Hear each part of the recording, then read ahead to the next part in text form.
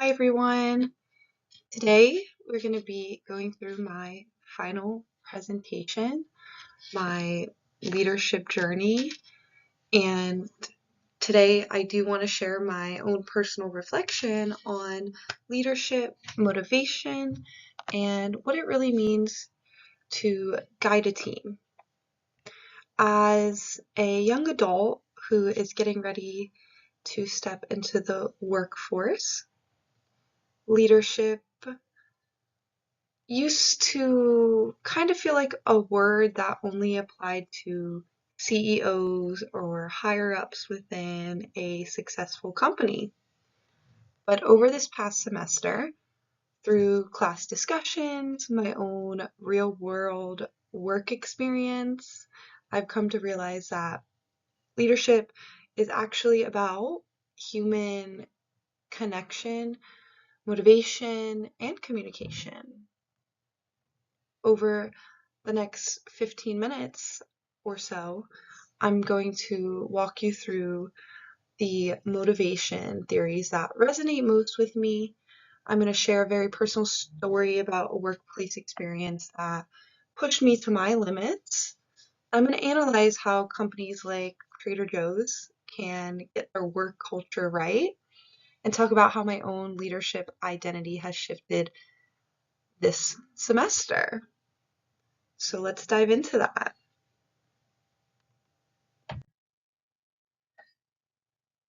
Let's take a moment to understand motivation theory. When we look at motivation theories, there are a lot of frameworks out there, like equity theory, Hertzberg's two-factor theory, or Maslow's hierarchy theory. But the one that resonated most with me and my own values was the intrinsic motivation, specifically through the lens of the self-determination theory, or known as STD. Now, equity theory talks about how people compare their inputs, like their effort or their work hours, to their outcomes, like pay or praise. Don't get me wrong, fairness matters a lot. If people feel underpaid or unfairly treated, they'll get demotivated pretty quickly. But equity theory mostly tells us how to keep people from feeling dissatisfied. It doesn't necessarily make them passionate. Intrinsic motivation, on the other hand, is about what drives us from the inside. According to self-determination theory, humans have three core psychological needs: autonomy, which is having control over our own choices; competence, which is feeling capable in growing our skills; and then relatedness, which is feeling connected to a team and a bigger purpose. In my experience, when you do rely purely on extrinsic motivators, like do this or you're fired, or do this and you'll get a small bonus, people end up doing the bare minimum. And I've felt this way, and I'm sure others have felt this way too. But when you unlock intrinsic rewards, people can bring their full creativity, energy, and bring care to the table about what they're doing. They feel a purpose. Now we're going to talk about leading through intrinsic motivation. So, if I were leading a team, how would I actually apply intrinsic motivation in real life? First, for autonomy, instead of micromanaging every single detail of how a task gets done, I'd focus on setting clear goals and expectations, and then give my team the freedom to figure out the best path to get there. Trusting people to make their own decisions helps them feel trusted, which then breeds ownership within the business or workplace. Second, for competence, I think a good leader shouldn't just criticize when something goes wrong. They should act as a coach, for example. I'd make sure team members have the tools and training they need. I would give them real-time encouraging feedback and celebrate their personal growth when they do master a new skill. Third, for relatedness, I'd build an environment where people do feel like they're a part of a genuine team, not just some isolated workers. That means taking time to ask people how they're doing, listening to their ideas, and connecting our daily work to a shared purpose. When people know that their contribution matters to the group, they really do show up for each other. It makes a huge difference, and I've seen this in my own real life experiences. All right, now we're going to go on to leadership communication, a workplace case study, and a communication dynamic. You can have all the theoretical knowledge in the world, but if your communication breaks down, then your leadership breaks down with it. And to illustrate this, I want to reflect on a personal experience I had recently where bad leadership and communication ruined a job for me that I actually really liked. We're going to talk about poor management. Not too long ago, I was working at the Brazilian Court Hotel, and on paper, it's a high-end luxury property, and I was really excited to work there. I had friends there, but in reality, my experience was defined by poor management and terrible leadership communication to the point where I ultimately decided to leave. My manager had a style that was super frustrating and confusing. On one hand, she would micromanage me out of nowhere, hovering over small things when she felt like it. But then on the other hand, she would dump massive amounts of responsibility onto my shoulders without giving me any guidance or support. Felt like I was being handed all the accountability for making things run smoothly, but zero authority or backing for what I was actually doing. On top of that, there was no intrinsic rewards or extrinsic rewards.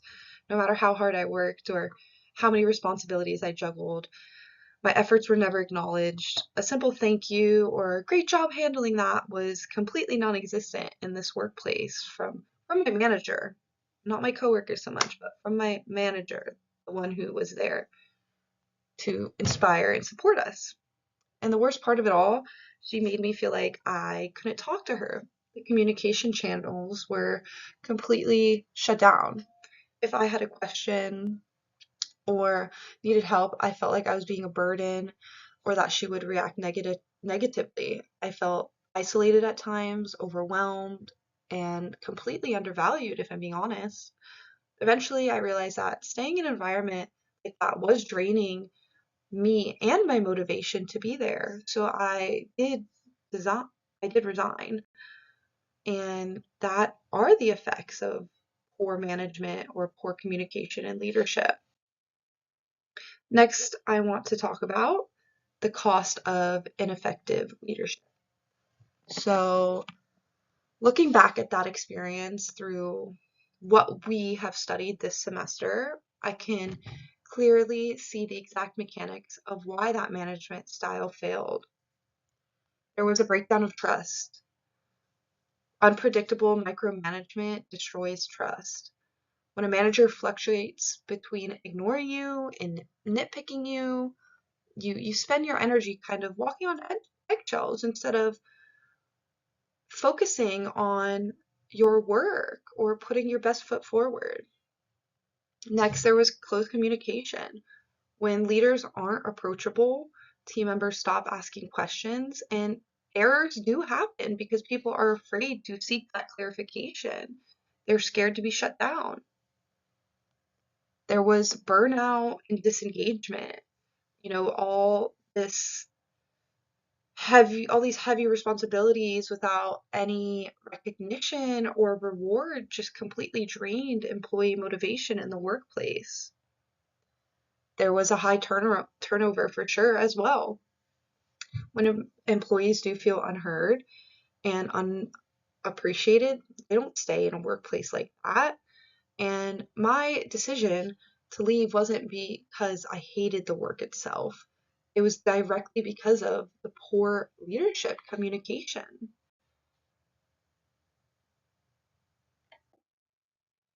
I'm going to compare two different, strategies, an effective strategy and a poor strategy, and what I think benefits and what I think is negative in the workplace. Comparing that experience to what effective communication looks like really highlights the contrast. Ineffective leadership communication relies on one-way directives, unpredictable intervention, radio silence when things, you know, aren't exactly going well. It creates an atmosphere of anxiety where people do just enough to not get yelled at or not get written up or just kind of stay under the radar. They're doing just enough, you know? Effective leadership communication, on the other hand, is built on active listening and two-way dialogue. Effective leaders set clear, realistic expectations up front.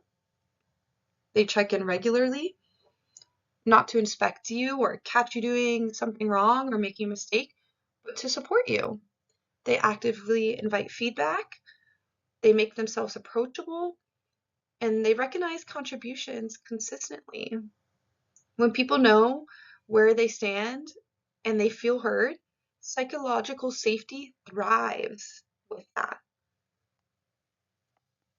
And next, we're going to be talking about organizational culture. Let's zoom out for a minute from individual managers to the organization as a whole. How do leaders shape and reinforce organizational culture? How leaders shape culture. Culture isn't just a catchy slogan printed on a cool poster in the break room that everyone looks at. Culture is the lived experience of everyone in the company. Leaders shape culture in three main ways. Role modeling. Leaders set the tone every day. If a leader preaches respect but acts dismissive towards employees, then those employees will follow that behavior, not the words that come out of the leader's mouth. And creating psychological safety is super important. Culture is defined by what happens when someone makes a mistake or voices a new idea. How or when leaders respond with curiosity and support rather than anger, they then foster innovation and honesty within the workplace. I believe aligning values with recognition is what gets measured, and rewarded is what gets repeated. When leaders consistently recognize actions that align with core values, those values become embedded in the daily life of the team. Next, we're going to go on to what I like to call culture champion, or otherwise known as Trader Joe's. We all know Trader Joe's.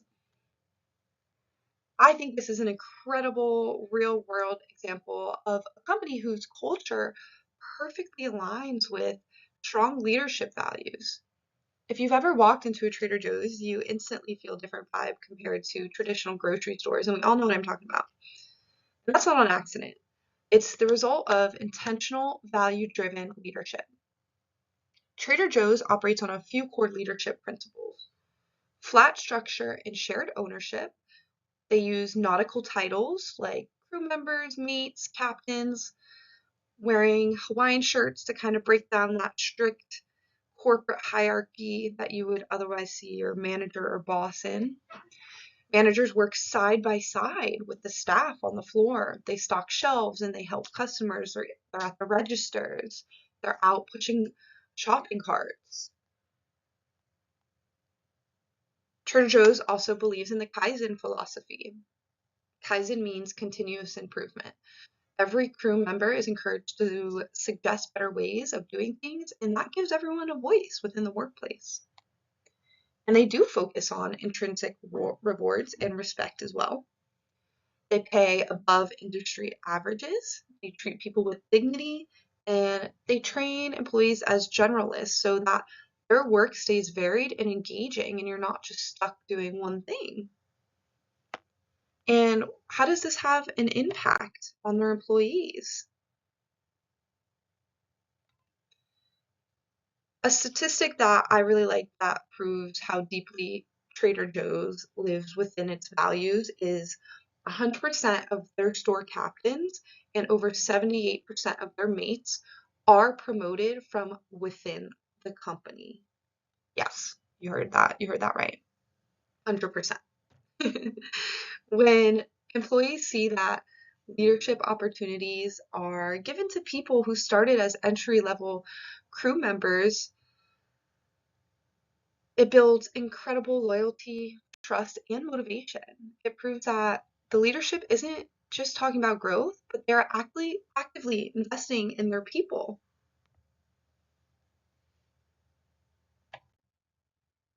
And now I want to talk about my leadership evolution, my personal growth, my future mindset shift. I want to bring this back to a personal note and just reflect on my own growth this semester.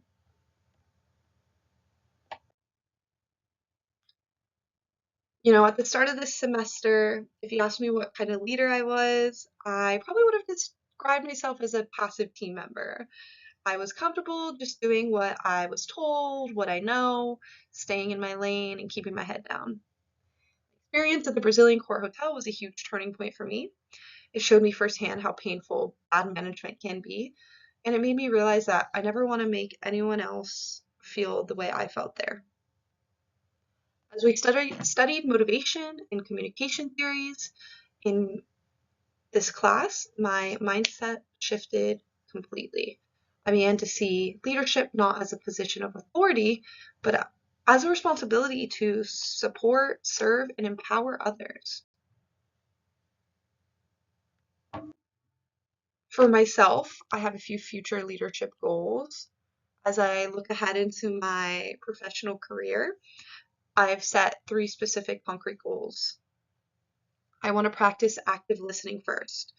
Before jumping in with solutions or directives, I want to build the habit of listening to my team members deeply, ensuring they feel understood and valued. Next, I want to delegate with trust. Instead of holding on to control or micromanaging out of fear, I want to give people clear responsibility and trust them to execute while offering guidance when needed. I want to seek continuous feedback.